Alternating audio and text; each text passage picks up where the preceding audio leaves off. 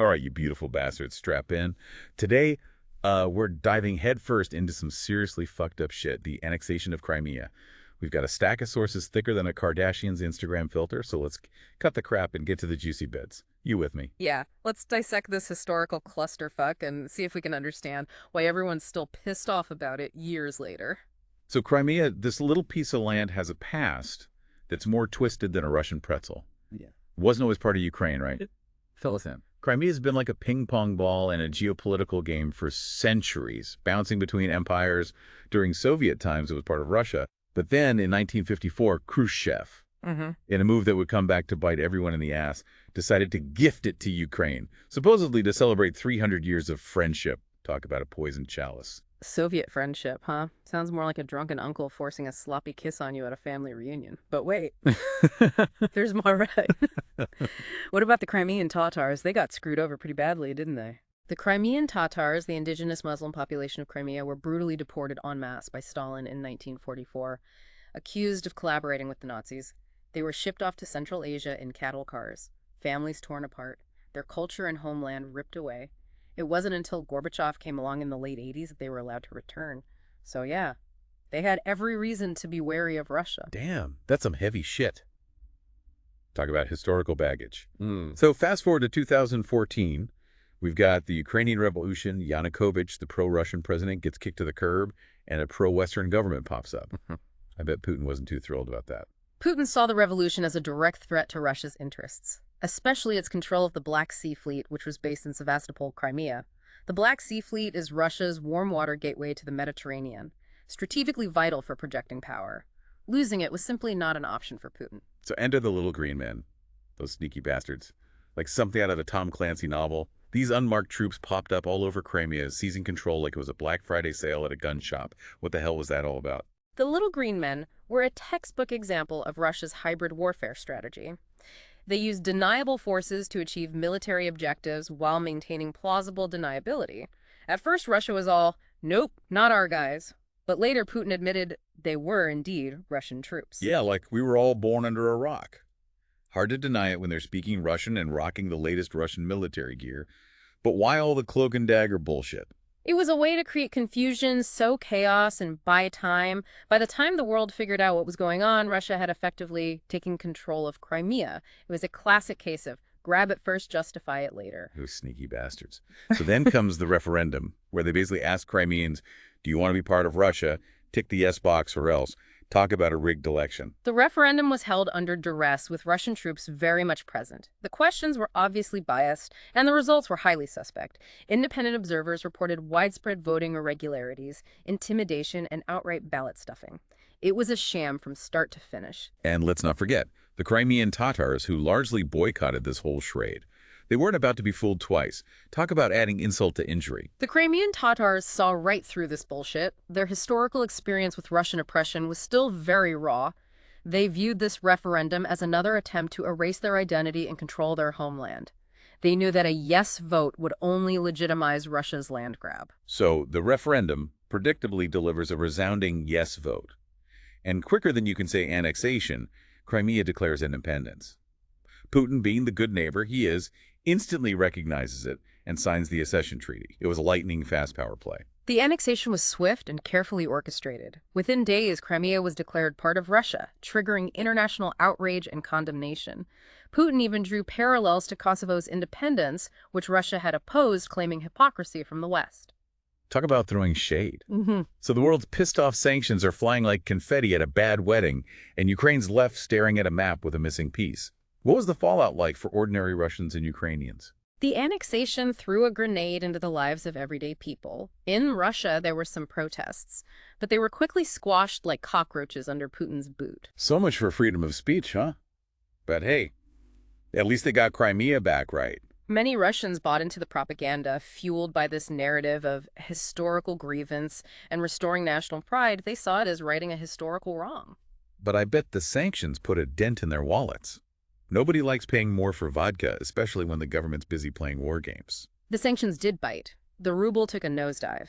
Prices soared and shelves started looking bare. Suddenly, that extra shot of vodka was a luxury not everyone could afford. Meanwhile, in Ukraine, I imagine the mood was about as cheery as a funeral parlor. They got a chunk of their land snatched, their economy was in the shitter, and they had a pissed-off Russian bear breathing down their necks. For Ukraine, it was a disaster. They lost territory, their economy was reeling, and they faced a very real military threat. The annexation sparked a wave of patriotism and defiance, but it also created deep anxieties and divisions within Ukrainian society. What about the people actually living in Crimea? Did they all just wake up one morning with a Russian passport and a newfound love for borscht? Crimea's residents faced a stark choice: accept Russian citizenship, pack their bags and leave, or become stateless, stuck in a bureaucratic limbo. Many, especially Ukrainians and Crimean Tatars who didn't trust the Russian government, chose to leave. So basically, ethnic cleansing late? Anyone who didn't fit the Russian mold was out of luck. Yeah, it was a traumatic experience for those who had deep roots in Crimea. They were forced to abandon their homes, their livelihoods, and their history, becoming refugees in their own country. And let's not forget the whole water situation. Ukraine decided to play hardball and cut off the main water supply to Crimea. That must have turned the peninsula into a giant dust bowl. Ukraine controlled the North Crimean Canal, which supplied most of the peninsula's water. By blocking it, they aimed to make the occupation unsustainable for Russia. It was a high-stakes gamble using a vital resource as leverage. Talk about a thirst trap. But seriously, how did Crimea survive without water? Did they just start drinking vodka instead? It created a major crisis. Crimea had to ration water, drill new wells, and build expensive desalination plants. It impacted agriculture industry and daily life. It showed how intertwined resources and politics can be. So back to the big picture. Why the hell is everyone so obsessed with this little piece of land? It's not like it's the Holy Grail or something. Crimea's strategic and symbolic importance punches way above its size. For Russia, it's about controlling the Black Sea, projecting power, and tapping into historical narratives of imperial greatness. So basically stroking Putin's ego and reliving the glory days of the Soviet Empire. For Ukraine, it's about territorial integrity, national identity, and resisting Russian aggression. It's a symbol of their sovereignty and their struggle for independence. Okay, so it's more than just a land grab. It's a pissing contest between Russia and the West, with Ukraine caught in the middle. What about the information war that was raging? We all know how Russia loves to play dirty with propaganda. The information war was a shitstorm of lies, manipulation, and half-truths. Both sides weaponized information to shape the narrative and sway public opinion. So a digital battleground where truth was the first casualty. Give us the juicy details. What kind of bullshit were they slinging? Russia went full-on with their disinformation campaign. They blasted claims about fascist juntas taking over Ukraine and needing to liberate Russian speakers from Nazi persecution. They even trotted out the old genocide card, claiming Ukrainians were slaughtering ethnic Russians. Talk about playing the victim while you're the one invading a sovereign country. Did they really think anyone would buy that crap? It was a mix of historical revisionism, blatant lies, and appeals to emotion. And surprisingly, it worked on a lot of people, especially within Russia. State-controlled media pumped out a constant stream of propaganda, demonizing Ukraine and painting Russia as the savior. So brainwashing the masses with a fire hose bullshit. What about Ukraine's side of the story? How did they fight back against this information onslaught? Ukraine was scrambling to counter Russia's narrative. They highlighted the illegality of the annexation, the violation of their sovereignty, and the threat posed by Russian aggression. They tried to rally international support and expose Russia's lies. But it's hard to win a propaganda war when you're losing the real one. Did anyone outside of Ukraine buy their story? Ukraine faced an uphill battle. They didn't have the same resources or reach as Russia's propaganda machine.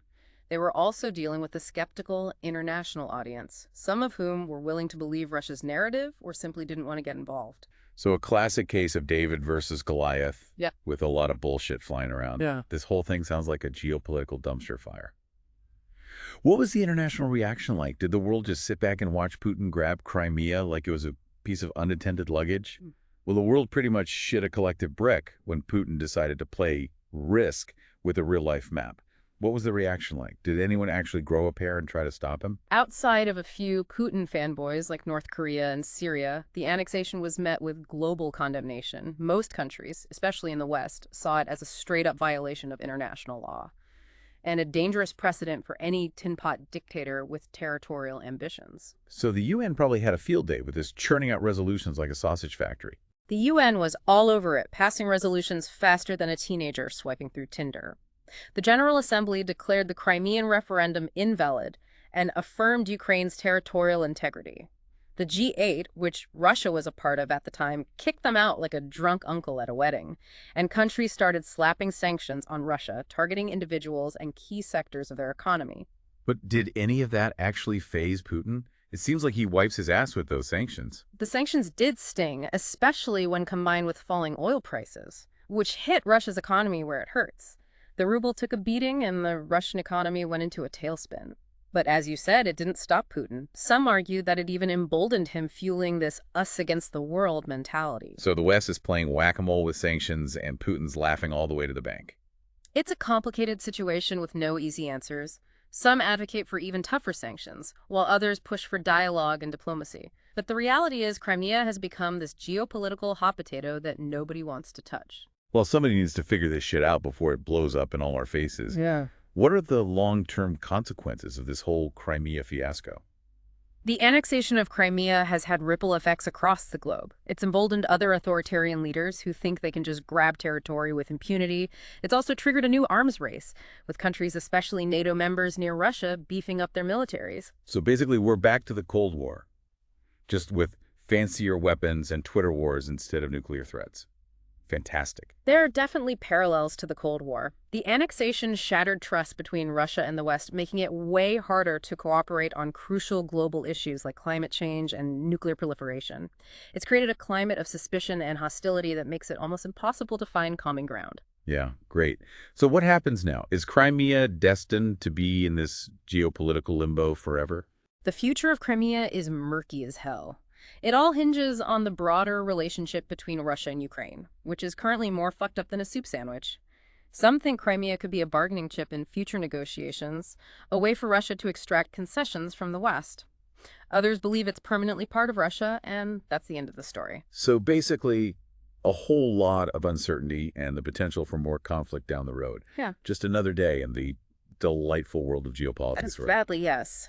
The annexation of Crimea opened a Pandora's box of problems that we're still wrestling with today, and the consequences will likely reverberate for years, maybe even decades to come. Well, shit. On that cheery note, I think we've squeezed every last drop of knowledge out of this topic. Any final words of wisdom before we drown our sorrows in vodka? The annexation of Crimea is a stark reminder that in geopolitics the rules are often made to be broken. Power trumps diplomacy. History is a weapon, and the truth is often the first casualty. It's a messy, unpredictable world out there, folks. All right, you beautiful bastards, that's a wrap for today's deep dive into the clusterfuck that is the annexation of Crimea. Go grab a bottle of vodka, contemplate the fucked up state of the world, and try not to lose all hope for humanity. We'll be back next week to dissect another geopolitical shit show. Stay tuned and stay informed, you glorious degenerates.